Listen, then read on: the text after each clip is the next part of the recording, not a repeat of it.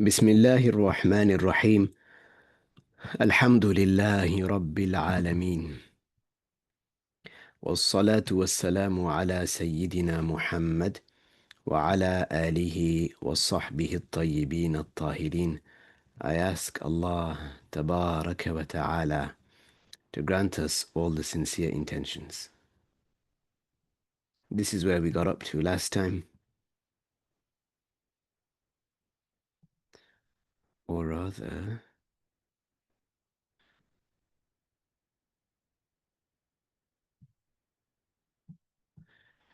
okay, we will start from here, inshallah.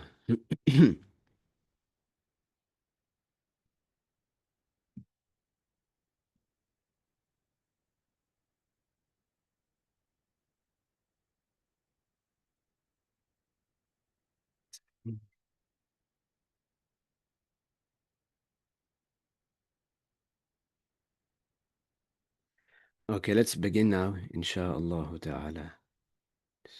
Just a few things. طيب. لله ta'ala. Now, the author is going to talk about the proof that we have from the religious texts that the person who wants to be considered a Muslim needs, if he's able, to utter the testifications of faith. He needs, or she needs to utter them. Meaning what? If a person is able, then if they want to embrace Islam, which they're obligated to if they are sane, pubescent, and have heard the call to Islam, they need to actually say the two testifications of faith or anything that gives them meaning. For example, La ilaha illallah Muhammadur Rasulullah. La ilaha illallah Muhammadun Nabiyullah. La ilaha illallah Ahmad Nabiyullah. We discussed this in the past. They can say Muhammad, they can say Ahmad, and they can say Abul Qasim or Abul Qasim. So someone might say, well, okay, why do you have to utter? Why can't a person just say, well, okay, I'm a Muslim now. I have it in my heart, the correct belief. And for example, someone might say, I was a Christian.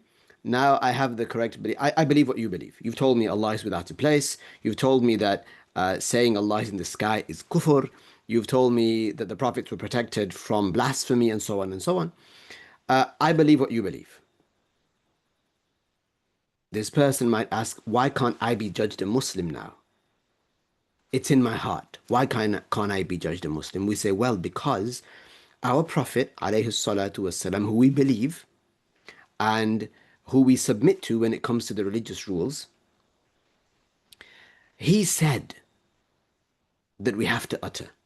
That if a person is able, they have to utter the two testifications of faith.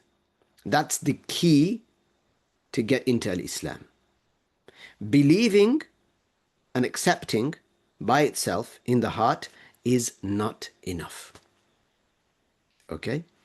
So a person needs to utter the two testifications of faith. What's the proof for that?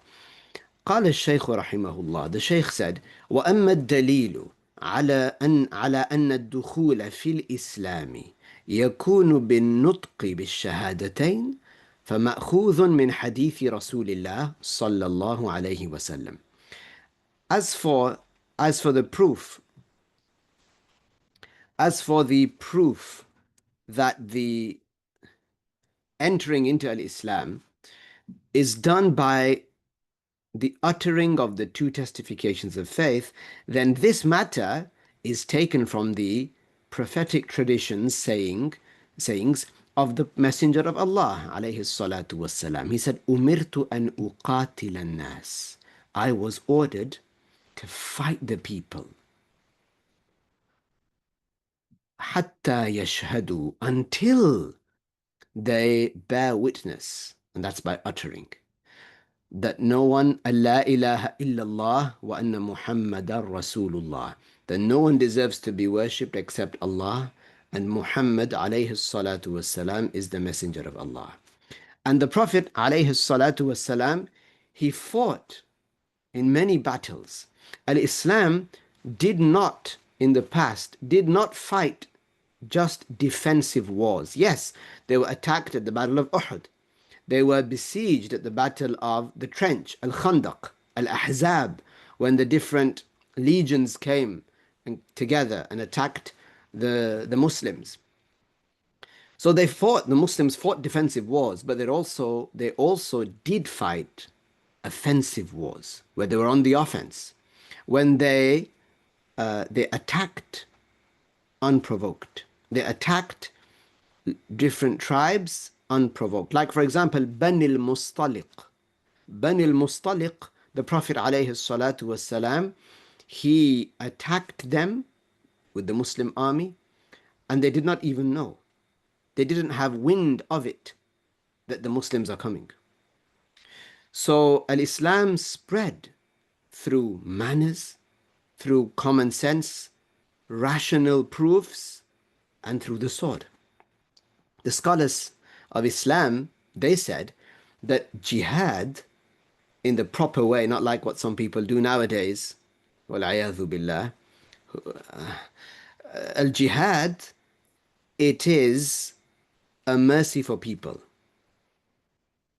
A mercy for Muslims because they can get into paradise through al-jihad if they are martyred. And mercy for their opponents also, because those opponents, they may embrace al-Islam. And it's a mercy for the family of their opponents, because if they are taken as spoils of war, as happened in the past, if they are taken in, then they would at least mix with the Muslims, see how they are. They would embrace al-Islam as well. So it's mercy. Now, the jihad of today, the struggle of today, if you will, and that which we put our effort into is what? Is to teach people the religious knowledge. But the Prophet said here that I was ordered to fight the people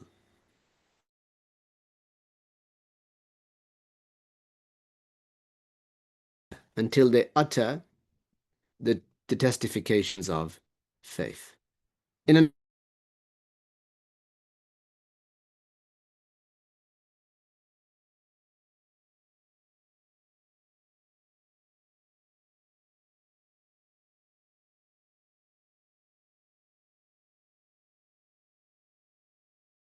testifications. Sometimes some people they compare Prophet Isa alayhi salam, Jesus, to Prophet Muhammad alayhi salatu wasalam. Christians, they would say that Muhammad, he was a warrior, or that he was someone who engaged in a lot of war. But Jesus was a pacifist, peaceful, using arbitrary measures and peaceful measures to reach solutions. Prophet Isa alayhi salam, we love him and we are more worthy. We are more worthy of him, of claiming him as our prophet, as a prophet of Islam and as a messenger of Allah, tabaraka wa ta'ala, than the Christians are in their false claim that he is the supposed son of God. Prophet Isa alayhi salam, he received revelation,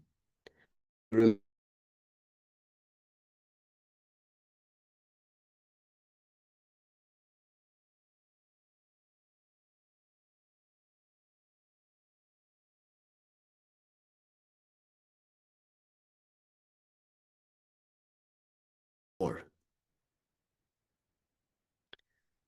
Likewise,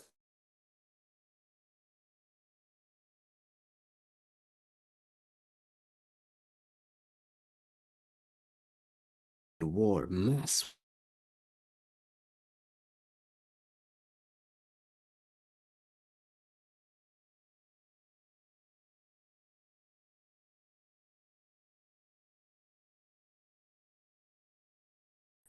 Sometimes some people say, well, why can't the people be peaceful? Well, look around the world. Every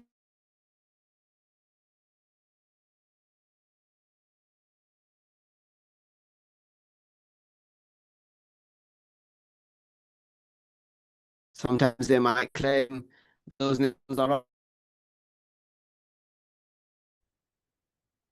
or those nations have oil.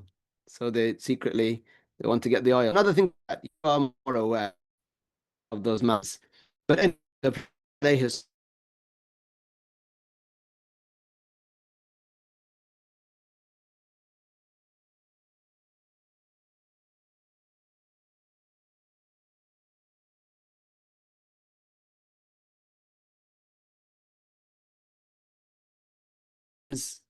firmness is required. فالشدة عند الشدة والرخاء عند الرخاء. That's it. To be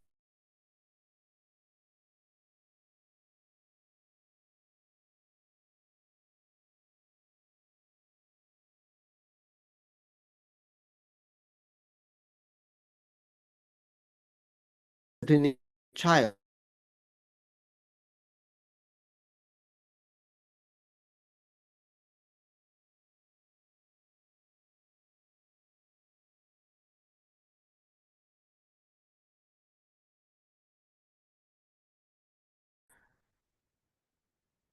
Sometimes things are fun, sometimes things are difficult. This is life. Some people you want to keep away. So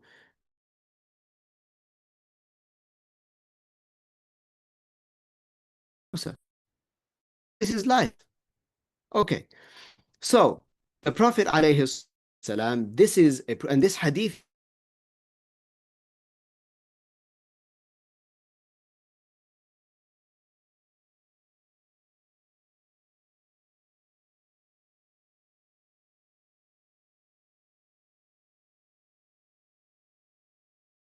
Hasan, strong, and above that, Sahih, right?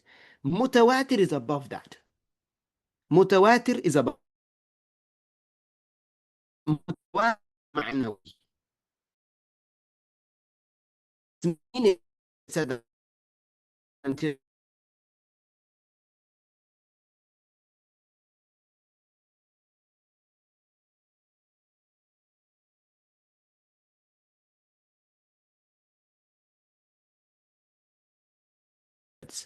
it's متواتر معنوي through mass witness transmission. So a large group of companions, they witnessed the Prophet saying this, salatu wasalam. So there's mass witnessing, and then there's mass transmission after that, and then transmitted until it got to us. وقد نص على ذلك أيضا فقهاء المذاهب الأربعة كالنووي في روضة الطالبين والبهوتي من الحنابلة في كشاف القناع وغيرهما.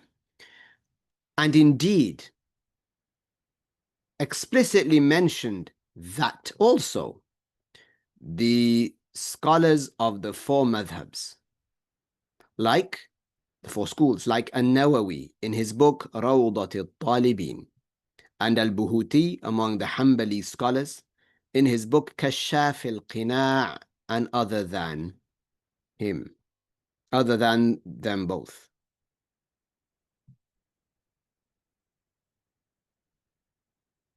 Let's see. Number 2. قال النووي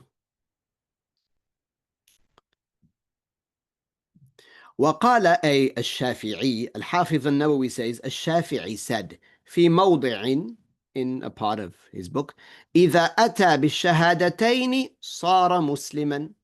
If a person says, if a person comes with, utters the two testifications, this person becomes a Muslim.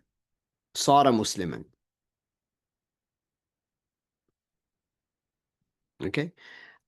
المذهب الذي قطع به الجمهور أن كلمتي الشهادتين لا بد منهما ولا يحصل الإسلام إلا بهما. Again, similar meaning.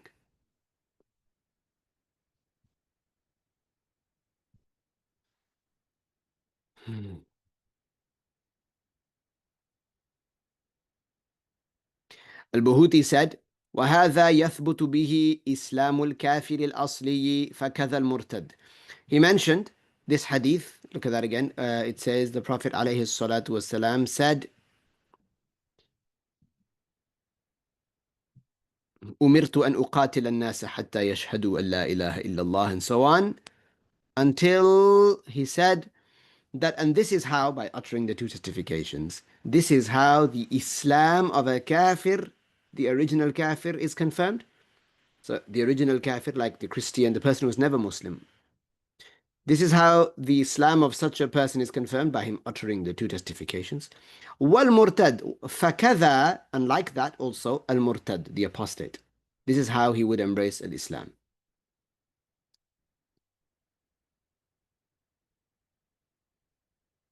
So this is for the person who was able to utter. Okay. However, if a person was not able to utter, then it is enough for them to believe in the shahadatain, in the two shahadas in their heart. That's enough for them. That is enough for them. And the scholars, they give some details about some people when it comes to moving the lips. We're not going to go into that. If a person, let's say, and this comes up quite a bit, if a person wanted to embrace Islam and they started, they said, Ashhadu an la ilaha illallah, and, or let's say they just said Ashhadu. They wanted to embrace Islam. They were about to embrace Islam. Okay, they said a little bit, let's say, and they died. Such a person, we will not judge them as a Muslim, apparently. Why? Because to embrace al-Islam, you need to utter the two testifications of faith.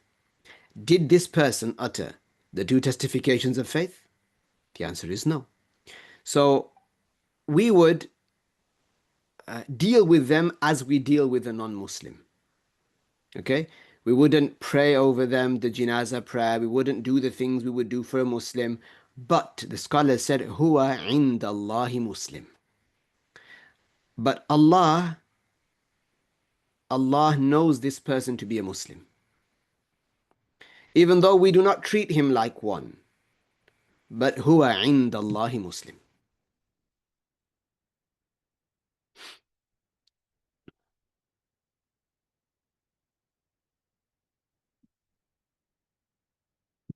Okay, I hope that was clear. Next, the author said, still talking about some of the rules that pertain to the one who was a Muslim and then became a non-Muslim.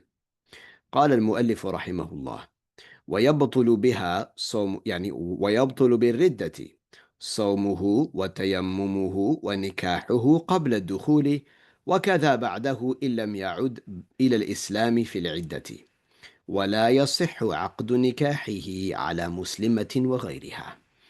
The author said, by committing ridda, by someone becoming a murtad. There was a person who was a Muslim. He said something kufr. He swore at Allah. He's become an apostate now. He's become a non-Muslim. Such a person, if they had been fasting, then because of the apostasy, their fasting is invalidated for that day. The fasting is cut, not valid. Likewise, when they were a Muslim, if they had performed a tayammum, they had performed dry purification. If they had performed dry purification, then this person, which is, for example, because they couldn't use water, because it would harm them to use water, or they couldn't find water. So they wanted to pray, they performed a tayammum, dry purification, which we're going to get to, inshallah. So this person then, let's say they committed ridda, they committed apostasy while in that state. Their tayammum is invalidated also.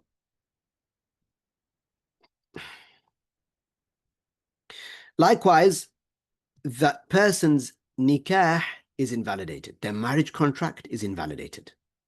This is when before consummation. Okay, so consummation plays a part here. What is meant by consummation? The intimacy that occurs between a husband and a wife. The sexual intercourse that occurs for the first time between a husband and a wife.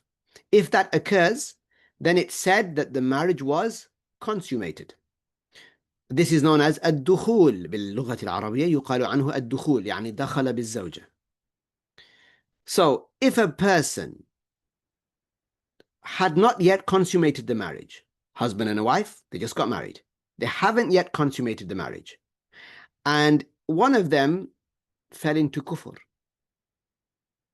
Here, their nikah contract, their marriage contract is invalidated. It's cut. It's breached. It is no more. They are not husband and wife anymore. Now, also, let's say they had consummated the marriage.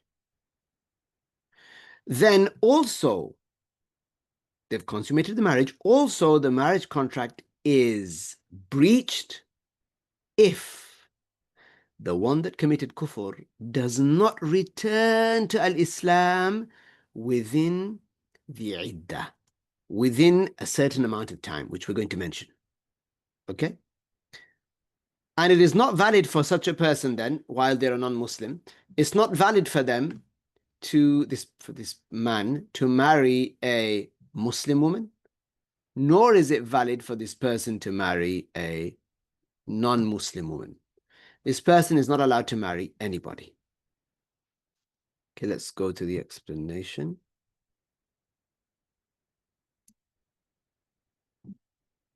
The Arabic term for original kafir, it is al-kafir al-asli. So if you see over here, oh, sorry, where did I read it? Here, al-kafir al-asli. That is the original kafir. So the Christian, the Jew, for example, someone who was not a Muslim. Al-kafir al-asli.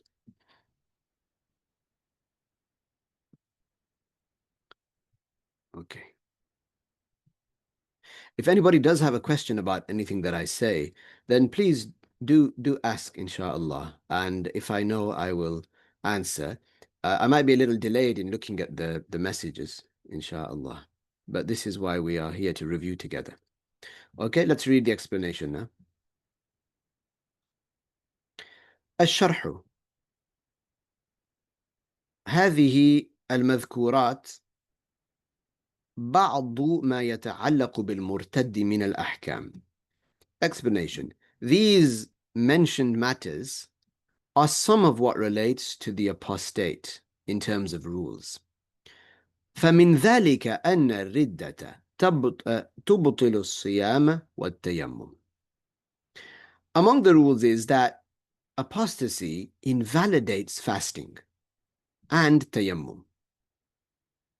Because isn't it that person has to embrace Islam immediately? So they say, أشهد أن لا إله إلا الله وأشهد أن محمدا رسول الله. Right? Now, what do they do? Do they say, well, okay, I'm just going to go pray al-Dhuhr now? No, because you don't have a tayammum anymore. You've got to do tayammum again. Or do they say, okay, well, I'm going to continue and now consider myself fasting? Let's say it's Ramadan, right? We'd say, no, you don't consider yourself continuing to fast. Your fast was invalidated. What you have to do now is you have to wait it out. You have to wait out until the sun sets. You still can't eat, but not because you're fasting, not because your fast is valid. You can't eat because of the status of the day of Ramadan, from dawn to dusk. The status, it has a high status, and you can't eat. Okay? And then you have to make this day up as well. You have to make this day up as well. So the fasting of this person is invalidated, and likewise the tayammum of this person is invalidated. أما الوضوء فلا ينتقض بالردة. As for if a person was upon wudu, then them committing apostasy does not invalidate their wudu. فلا ينتقض بالردة. It is not invalidated by the ridda. ومن ذلك أن نكاحه بطل بمجرد الردة من أحد الزوجين قبل الدخول بالزوجة. فالردة قبل الدخول تقطع النكاح. ولا تحل له ولو عاد إلى الإسلام أو عادت هي إلى الإسلام إلا بنكاح جديد. Among the rules, and among that, i.e. those rules, is that his nikah, the man who was a Muslim and then he committed kufr, he became an apostate.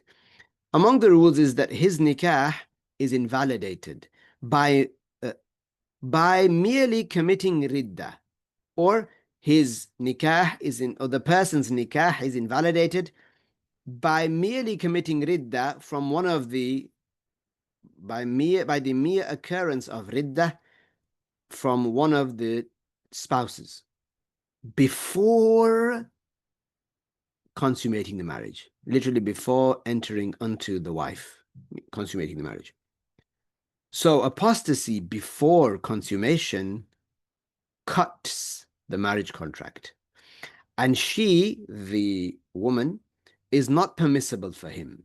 Even if he returns to Islam, or she, let's say she committed kufr, even if she returns to Islam, they are not permissible for each other, except with a new marriage contract.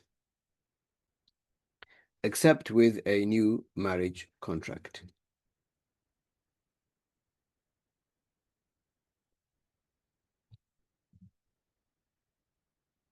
وأما إذا كانت الردة بعد الدخول بها فلا يجوز لهما الاستمرار في المعاشرة كالزوجين، بل يكون نكاحهما موقوفا ويبدأ من حين الردة وقت العدة.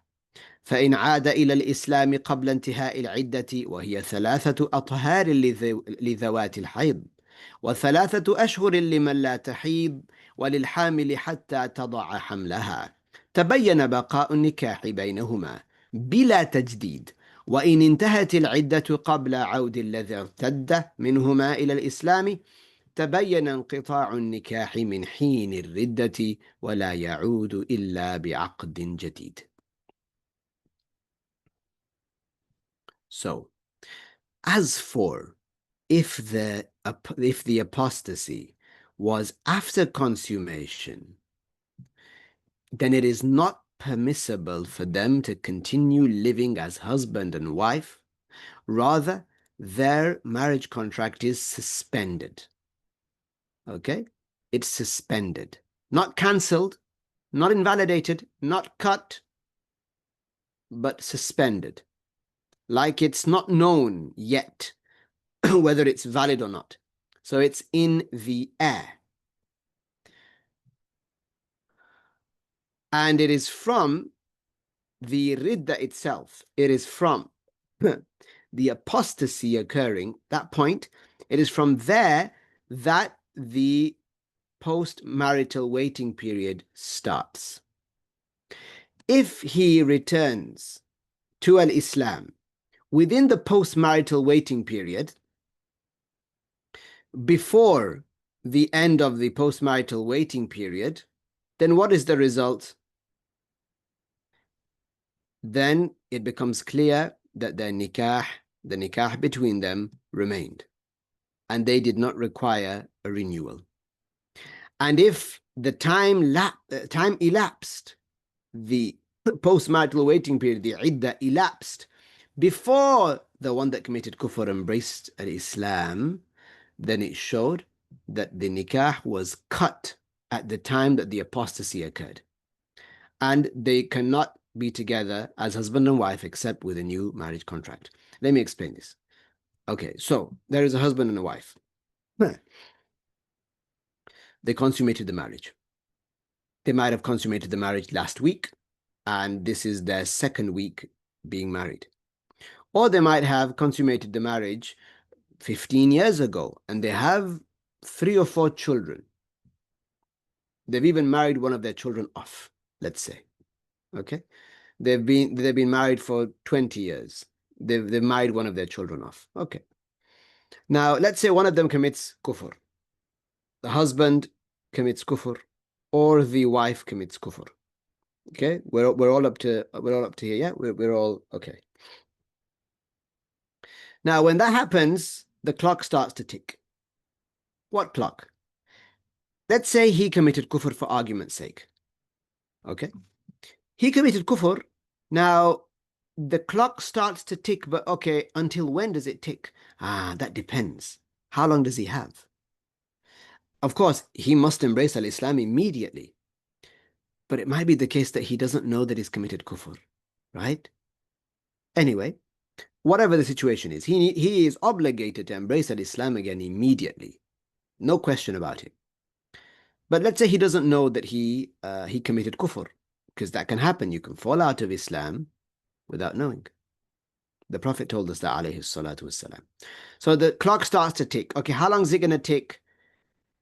The length of the time that the clock will tick, the length of the time that he has before which, if he embraces Islam, then his marriage contract is still intact, depends on the type of woman that was his wife, or that is his wife, you could say.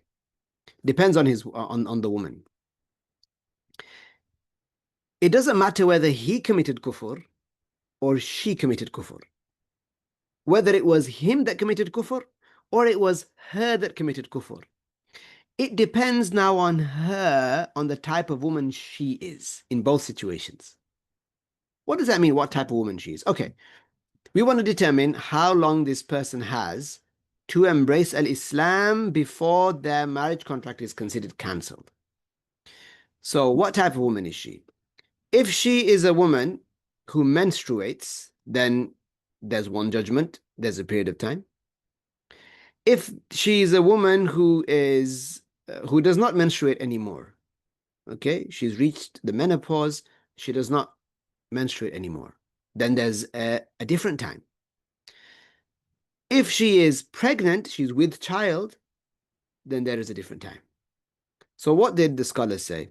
They said, for the woman that experiences menses, okay, the time that that person that committed kufr has to, if they embrace Islam within that time period, right, then the marriage contract would be intact. Otherwise, if they embrace Islam after that time period, the marriage contract would be invalidated. We would know that it was invalidated. The time period, or the iddah, the postmarital waiting period, that is for the menstruating woman, okay? Of course, she doesn't have to be menstruating at the time, okay? But she is a woman who menstruates, okay? It occurs from her. Is 3 periods of purity, 3 times of purity. Isn't it that a woman would, in 1 month, she would have a time of purity, okay? A time of purity and a time of menses. Then a time of purity, a time of menses. A time of purity and time of menses. So if 3 periods of purity, 3, let's say, time slots, to avoid the word period, so it's not confused. If 3 time slots of purity pass, then the iddah is finished. So if that person of the two embraced al-Islam before 3 purities passed, okay, within that time, they embraced Islam. How might they embrace Islam? If they had been stubborn and they didn't want to embrace Islam at first, and then later on they came round and they said, okay, I'll embrace Islam. Yes, this is kufr, whatever, yeah? So they said the shahada. Or they attended a religious lesson. And they learned that what they did was kufr. And it was within the time, within the 3 times of purity of the woman, of his wife, and he embraced an Islam. He said, Ashhadu an la ilaha illallah wa ashhadu anna Muhammadan Rasulullah. He comes to the Shaykh. He says, Shaykh, I want to know if my marriage contract is still valid because I just embraced Islam again. The Shaykh would say, okay, when did you commit kufr? When did that kufr occur? He says, oh, about a month and a half ago. So he says, okay, and when did you embrace Islam? He says, oh, just now. He says, okay, so 3, he said, he would say your wife, she wouldn't have had 3 slots of purity. So purity, menses, purity, menses, purity. She wouldn't have had 3 slots of purity. So which means what? You embraced Islam within the time of her iddah. Does your wife? He would ask him, does your wife menstruate or what type of situation? Is she pregnant? He'd say, no, she's not pregnant. She's not menopausal either. She's a woman who menstruates. And so he would ask, fine, have three purities passed over her yet? He said, no, no, no. It was a month and a half ago. No, no, no. Those three cycles, if you will, of purity haven't passed over her. He says, okay, so you embraced Islam now. You embraced Islam within the time period, within the iddah of your wife. So your marriage contract is intact. And it was actually never invalidated. Even from the point of when you committed apostasy, when you fell out of Islam, even from then, it was still intact. Okay? As opposed to if he went to the Sheikh and he said, Sheikh, I want to know, I just embraced Islam again. I fell into kufr, I've just embraced Islam. I want you to tell me, do I have to, I heard some talk about my renewing my marriage contract. Do I have to renew it? The Sheikh would ask, okay, when did the kufr happen? When did the kufr happen? He says, oh, a few years ago. It happened a few years ago. Then he would say, yeah, you have to repeat your marriage contract. Okay. They have because uh,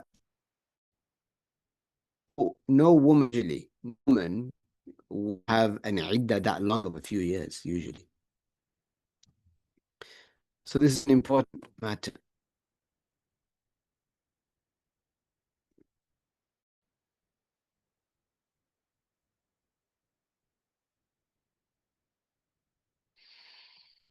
Let's say she's. Let's say then we go back to the first scenario. The man embraced Islam after the three slots of purities had passed. After the three slots of purities had passed. That's he embraced Islam beyond the iddah. So it is clear now that when he committed kufr, that's when the marriage contract was cut.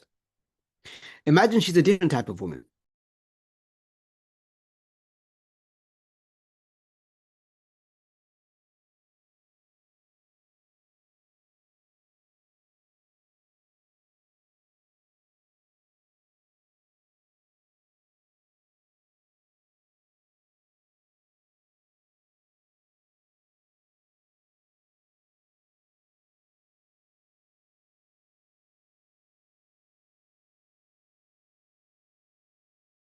Sorry, I was muted. The connection took me off. I'm back now. So imagine now she was a woman who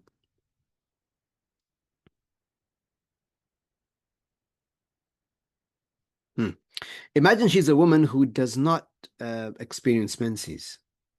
Okay. For example, she has reached menopause. Okay. She does not experience menses. If she committed kufr, then the marriage contract is suspended. It's in the air. It's in the air. It's not known, is it valid or invalid yet? Now, how much time does she have? She must embrace Islam immediately. But how much time does she have? Is if she embraces Islam within it, then her marriage is still intact. She has 3 months because that is the iddah. That is the woman does not mature.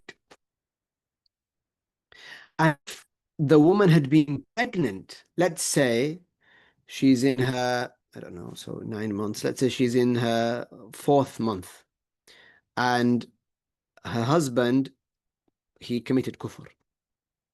Then, now, how much time, how much time does she have?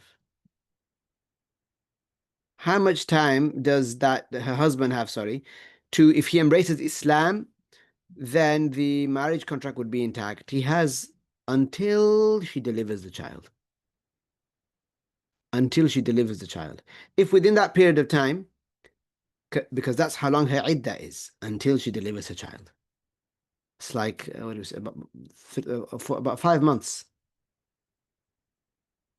Okay, if she gives birth in month 9, let's say.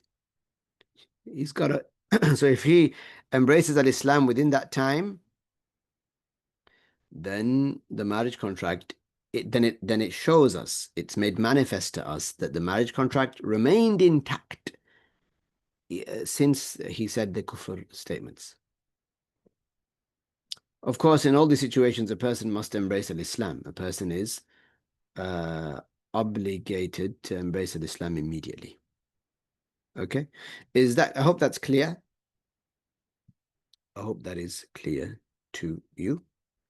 If not, then please ask. Otherwise, a person needs to, if they do not embrace al-Islam within the time, then they need to uh, perform a new marriage contract. Even if the couple had been together for 55 years, if one of them commits kufr and they don't embrace al-Islam within the iddah, then they need to perform a new marriage contract if they want to be together. If they want to be together uh, as husband and wife, then they need to perform a new marriage contract.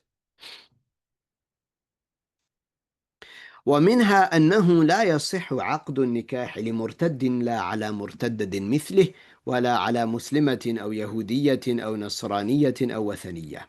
Among the rules that pertain to the apostate are that it is not valid for him, that a marriage contract is not valid for the apostate, neither with an apostate woman like him, so an apostate with an apostate woman, neither is that valid, nor is it valid for him to marry a Muslim woman or a Jewish woman or a Christian woman or an idol worshipper. So no marriage contract is valid with such a person.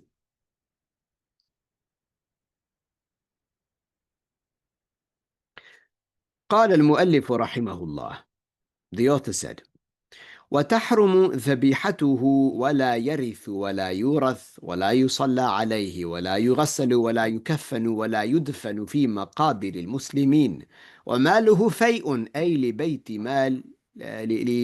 المال إن كان بيت مال مستقيم أما إن لم يكن فإن تمكن رجل صالح من أخذه وصرفه في مصالح المسلمين فعل ذلك. The details will come. The author said, the slaughtering of an animal, the slaughtering performed by the apostate is haram to eat. He does not inherit, nor is his wealth inherited. So the one that died is an apostate.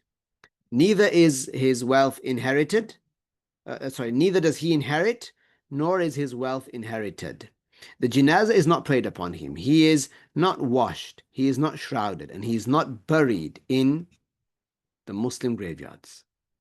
His money, his wealth that was attributed to him, it goes to the Muslim treasury if there is a Muslim treasury. As for if there is not, then if a pious and upright, God-fearing person is able to get this money and spend it in what is religiously necessary, then he would do that. الشرح أن من جملة أحكام المرتد أنه تحرم ذبيحته فلو ذبح ذبيحة فهي ميتة يحرم أكلها. Explanation. Among the rules that pertain to the apostate are that his dhabiha, what he has slaughtered, is haram. So if he slaughters an animal, then it is mayta, meaning it's najis. It's not permissible to eat it. It doesn't become halal. It is haram to eat it. ومنها أنه لا يرث أي لا يرث قريبه المسلم إذا مات بالإجماع. Among the rules are that he does not inherit, he or she, the one that was a Muslim and became a non-Muslim, an apostate, they do not inherit, i.e., they do not inherit their Muslim relative. So an apostate, their father dies.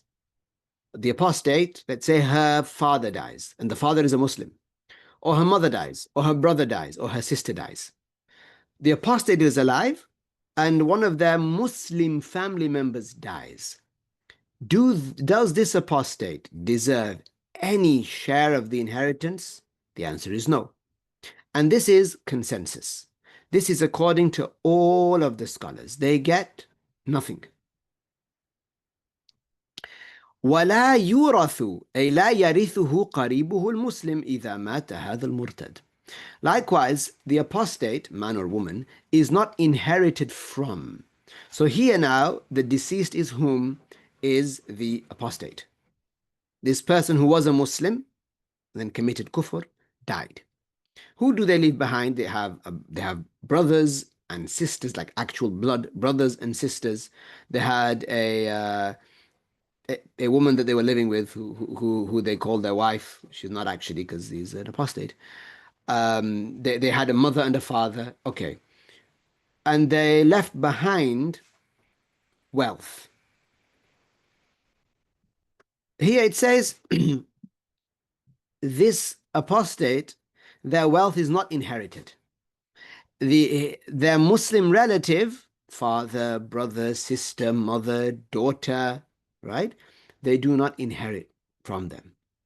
If this apostate dies, their money is not inherited. Some people, wal-'iyadhu billah, they neglect their family members and then they look forward to the inheritance. They're just waiting for dad to die. Wal-'iyadhu billah. They're just waiting for mom to die because then the jackpot's going to come in. Wal-'iyadhu billahi ta'ala. Anyway, how would this person control himself if they've heard some kufr from their family member who dies? Had they been a Muslim, then yes, there would have been a share for them in that person's inheritance, in that person's assets. But this person, how much control will they have now when they know that that person is a kafir, that person is a murtad, and they cannot inherit from them? Will they resist? ومنها أنه لا يصلى عليه أي لا تجوز الصلاة عليه إن مات ولا يغسل أي لا يجب غسله فلو غسل لم يكن في ذلك إثم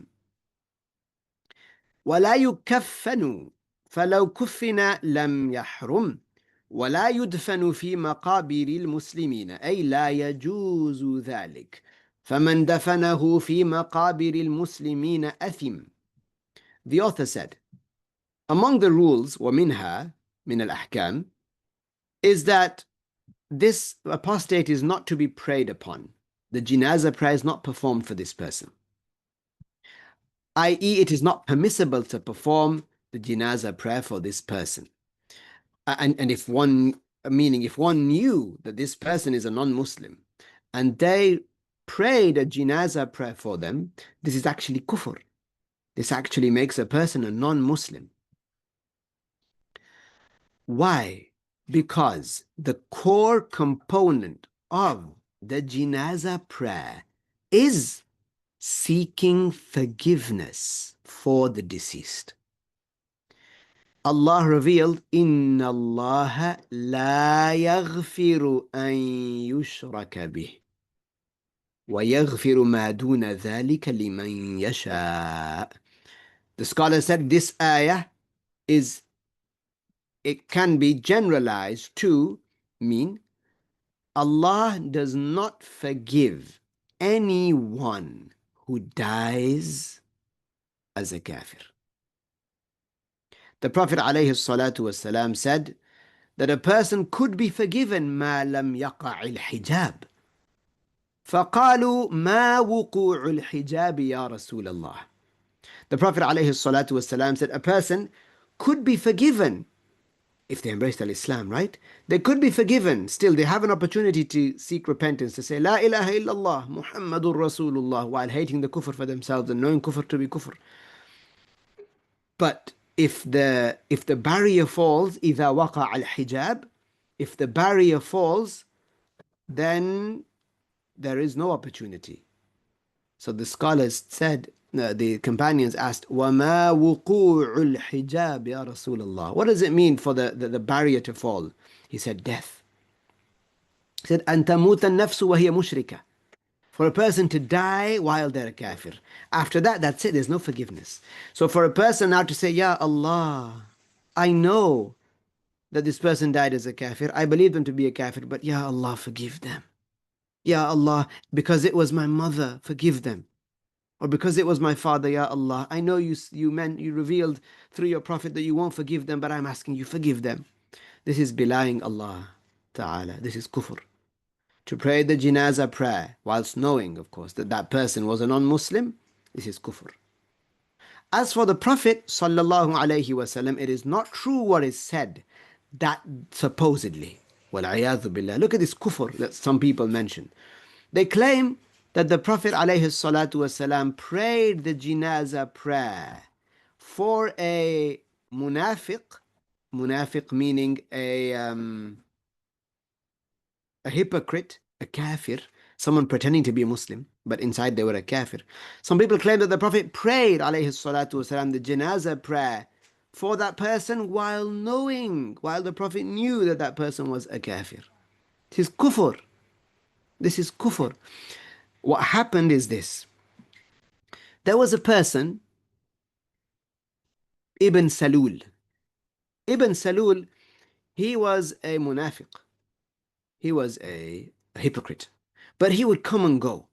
Meaning, he would sometimes show that he is a non-Muslim. It would appear, and then sometimes he'd say, "No, no, no, I'm not a non-Muslim. I'm a Muslim. I believe in Allah." And so the Prophet alayhi salatu wasalam, he thought him to be a Muslim. So when he died, Ibn Salul, the Prophet alayhi salatu wasalam, he doesn't know all of the ghaib, right? He prayed the janazah prayer. Not while believing that Ibn Salul, this person is a kafir. No, of course not.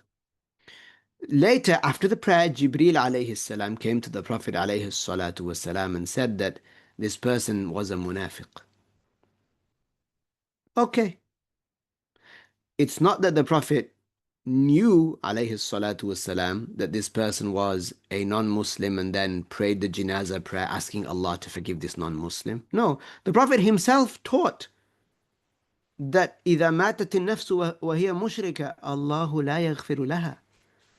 If a person dies while they're a kafir, Allah does not forgive that person. So what? Do those people think that the Prophet, he, despite saying that he would say, Ya Allah, but this person, yeah, forgive him. Hasbi Allah wa ni'mal wakil. So,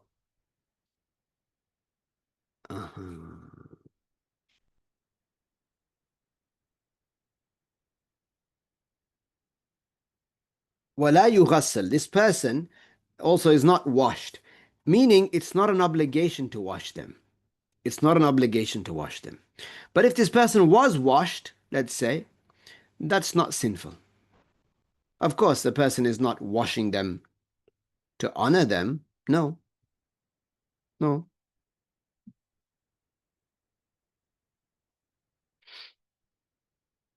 When you wash a plate, are you washing it to honor it? No, you're washing a plate. If you have a cat and you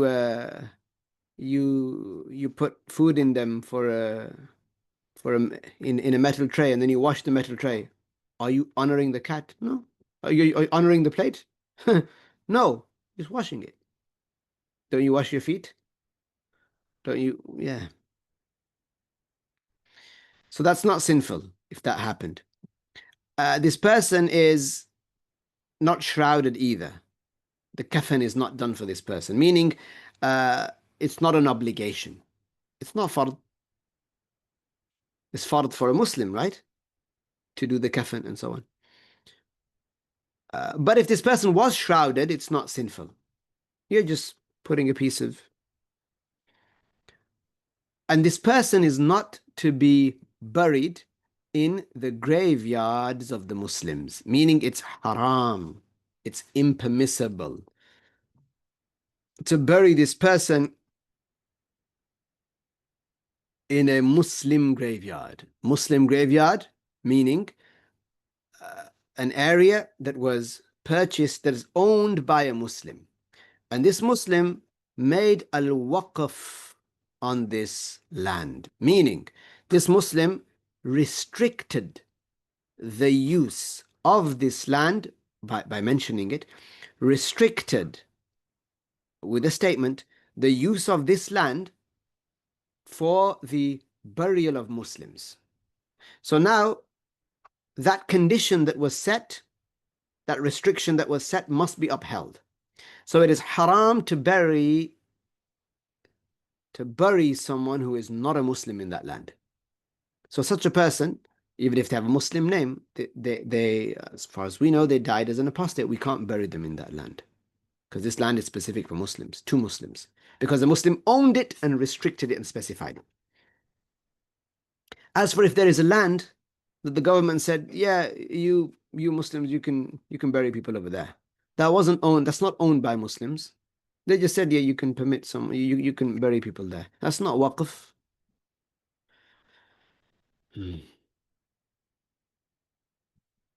Okay, so whoever buries such a person, as we mentioned, an apostate, in the Muslim graveyard is sinful. And among these matters, the rules that pertain to the apostate are that his wealth, the wealth of the apostate, did I read this already?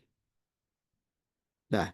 ومنها أن ماله فيء أي أن مال المرتد بعد موته بقتل أو غيره فيء يكون لمصالح المسلمين أي لبيت المال إن كان بيت مال مستقيم. قال الفقهاء أما إن لم يكن بيت المال للمسلمين مستقيم فيتولى رجل صالح صرفه في مصالح المسلمين. وتثبت الردة إما بالاعتراف أو بالبينة أي شهادة رجلين عدلين. أما إذا شهد واحد فقط لا تجرى عليه أحكام المرتد كما تقدم. Among the rules is that the wealth of the murtad after his death, either because he was in an Islamic country by the caliph, he was executed, or other than that, he died, his money, his wealth is considered fate. What he leaves behind is fate. Fate means that it goes to the Muslim treasury. It goes for the necessary matters that the Muslims need, like building schools, building, teaching people, feeding the poor, making sure the orphans have a place to live, they have food, making sure the widows, they have food for them and their children and so on. These are al-daruriyat. These are masalih al-muslimin. Now, one of the biggest masalih is to do what? To teach people. So we need to erect centers and buildings, schools and other things like that. This is if, so the wealth of the murtad goes where? Goes to the Muslim treasury, the unified Muslim treasury. Okay? This is if it exists. The scholar said, if there is no Muslim treasury that exists, that is sound, that exists, then a pious man, he takes that money and spends it in the way of the Muslims for the betterment for the Muslim welfare. And lastly, we've discussed this, so we'll just quickly mention it again. A ridda is confirmed. How do we know that ridda has occurred? How? Either because a person confessed himself or herself, or by the testimony of two upright males. As for if one person was to testify that such and such person committed ridda, then that person, the rules of ridda are not set into motion on that person. They are not applied to that person. Okay? كما تقدم, as we mentioned earlier. The next chapter, it talks about ordering the obligatory and prohibiting what is haram. Does anybody have a question before we stop here today?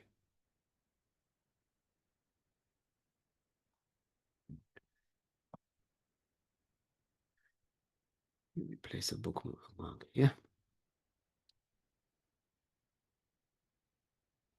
So there we are. Moment.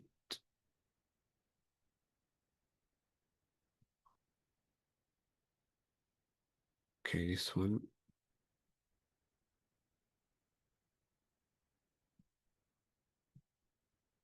Okay, let's see. All right. It's okay.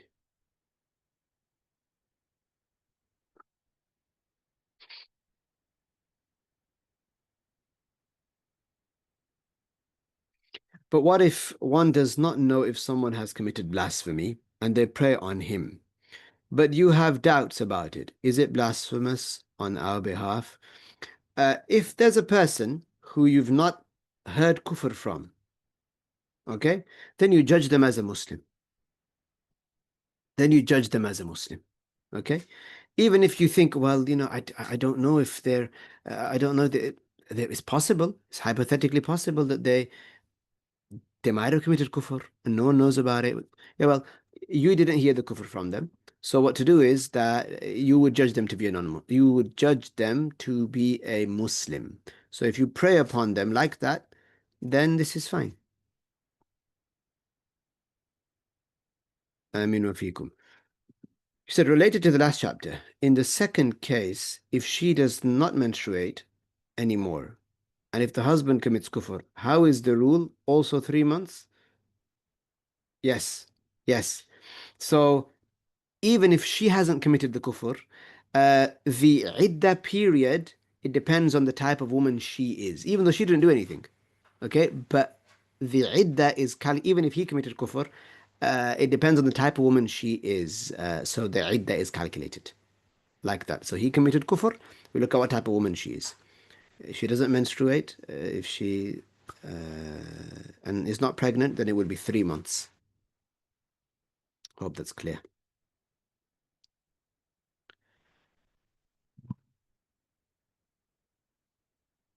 Okay, anything else? مين؟ طيب نقف هنا إذن. So this is page.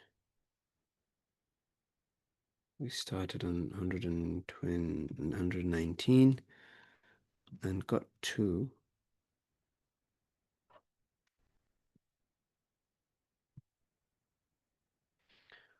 okay 119 to 123. Okay, barakallahu fikum. I will stop the recording here.